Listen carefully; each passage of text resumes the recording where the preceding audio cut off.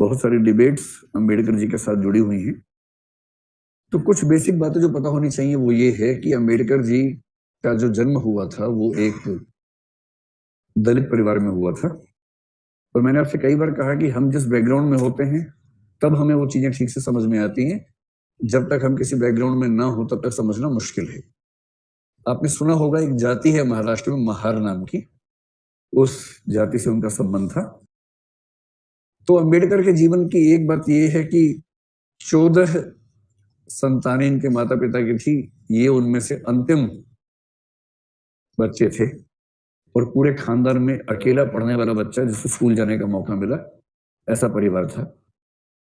इनके जो पेरेंट्स थे, 4 पेरेंट्स थे, वो ब्रिटिश ईस्ट इंडिया कंपनी में सैनिक हुआ करते थे। 4 पेरेंट्स मतलब पूर्वज। और जो इनके फादर थे, पिता थे, वो ब्रिटिश इंडियन आर्मी में एक सूबेदार रैंक के व्यक्ति थे। और क्योंकि वो सूबेदार रैंक के व्यक्ति थे इसलिए इनको थोड़े से बेनिफिट्स मिल गए जो इनकी जाति या इनके समाज के व्यक्तियों को सामान्यतः नहीं मिलते थे।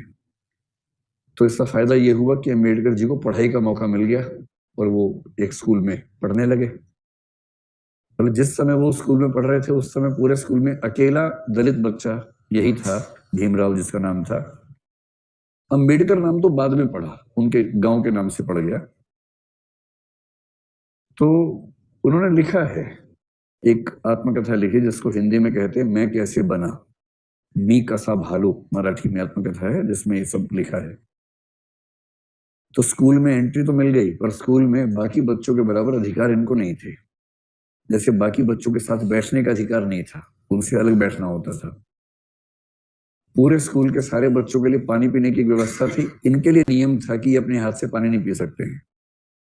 कोई एम्प्लॉय स्कूल का होगा सवर्ण, वो मटके से पानी लेके दूर से इनको पिलाएगा ताकि बर्तन टच ना हो जाए।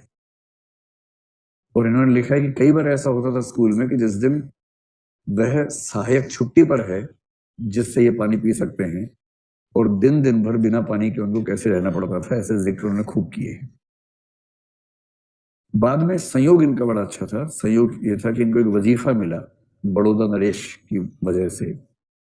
आपने कोल्हापुर का भी जिक्र सुना होगा, साहू जी महाराज का जिक्र सुना होगा। इन दोनों व्यक्तियों का नाम बहुत ज्यादा आता है जिन्होंने जो दलित मूवमेंट भारत में विकसित हुआ उसमें मदद की।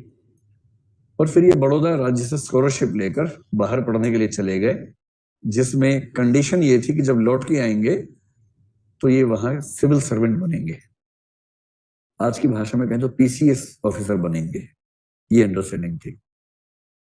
फिर इन्होंने कोलंबिया विश्वविद्यालय जो अमेरिका में है वहां से, और फिर यूके से भी, यूके में अगर मैं ठीक ध्यान कर पा रहा हूं तो कैम्ब्रिज में शायद ये थे, मैं आपको बताता हूं, London school of economics LSE, UK में London school of economics. Ambedkar को खारिज करने वाले अंबेडकर के पैर की धूल के बराबर भी नहीं है पढ़ाई लिखाई के मामले में।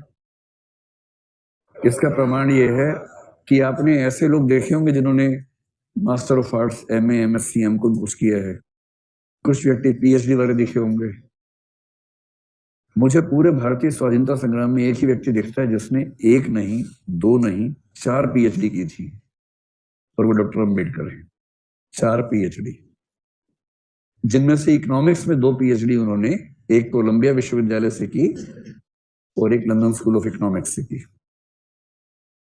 उसके बाद कानून पढ़ने का शौक सवार हुआ तो कोलंबिया विश्वविद्यालय से उसमें भी PhD LLD जिसको बोलते हैं वो हासिल की। और चौथी PhD उनको भारत में उस्मानिया विश्वविद्यालय से उनके कॉन्ट्रीब्यूशंस की वजह से मिली, जो उन्होंने एक बड़ा आंदोलन चलाया उसकी वजह से मिली।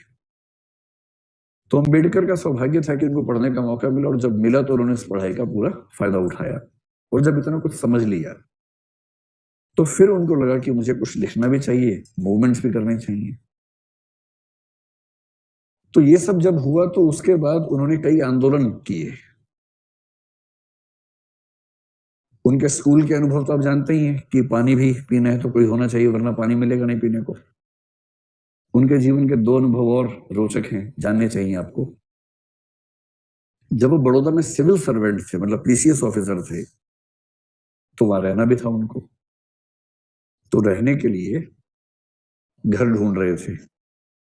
उन दिनों नागपुर में भी उन्होंने ये सब प्रयोग करके देखे थे। घर ढूंढते थे तो जैसे ही पता लगता था कि ये व्यक्ति दलित जाति का है, उसके बाद घर नहीं मिलता था। मतलब कहने की बात है कि स्वाधीन भारत है, आधुनिक भारत है, बड़े शहरों में ऐसा नहीं होता है।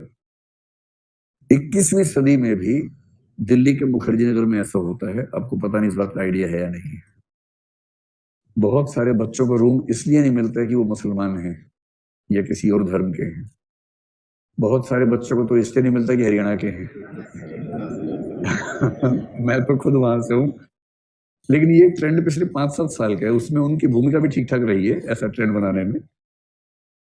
और अगर कोई बच्चा दलित बैकग्राउंड से है, उसको कमरा मिले, इसमें भी रिस्क है कि शायद ना मिले।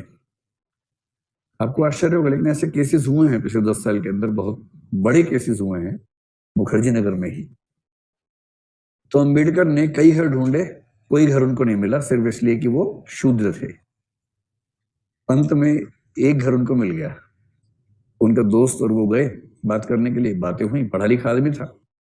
मकान मालिक ने पूछने की जरूरत ही नहीं समझी कि आप किस जाति से हैं। इन्होंने बताया नहीं। ये क्यों बताए? तो घर मिल गया रहने को, उसमें रहने लग गए। और फिर एक दिन जब सुबह उठे तो इन्होंने सुना कि बहुत शोर आ रहा है आसपास से। और जब झांक के देखा तो सैकड़ों लोग हथियार लेके घर के बाहर खड़े हुए थे। हथियार में लाठी भाला वो सब। और वो सब इनको जान से मारने पर उतारू थे। मकान मालिक भी उसमें शामिल था कि मुझे बिना बताए मेरे घर में आके रहा और मेरे घर को अपवित्र कर दिया इस आदमी ने। और उस दिन काम तमाम था, लेकिन एक दो मित्रों के सहयोग से पता नहीं कौन से रास्ते से निकले और जान बची। और ऐसा एक और वाकया हुआ। एक नदी पार करनी थी एक भाषण देने के लिए। तांगे वाले 3-4 से सबने मना कर दिया, एक ही तैयार हुआ। उस तांगे पर बैठ के नदी पार कर रहे थे। रास्ते में पुल, उस समय बहुत कच्चे टाइप का पुल था, और रास्ते में उस तांगे का पहिया निकल गया और तांगा नदी में गिरते गिरते बचा। खैर ये बच गया किसी तरह से। बाद में पता चला कि वो एक साजिश थी कि इस व्यक्ति को नदी के ऊपर ले जाओ और जो पहिया है उसको लूज कर दो ताकि रास्ते में ये नदी के अंदर गिरे और उसकी मौत हो जाए। ये सारे इंसिडेंट्स अंबेडकर ने अपने साथ झेले थे। आप समझ सकते हैं कि एक व्यक्ति जब वंचित वर्ग से आएगा, खूब पढ़ लिख जाएगा, अधिकारों की मांग करेगा, तो जो समाज का तबका पहले से पावर में है वो उसको आराम से एक्सेप्ट करेगा या उसको रोकना चाहेगा? रोकना चाहेगा।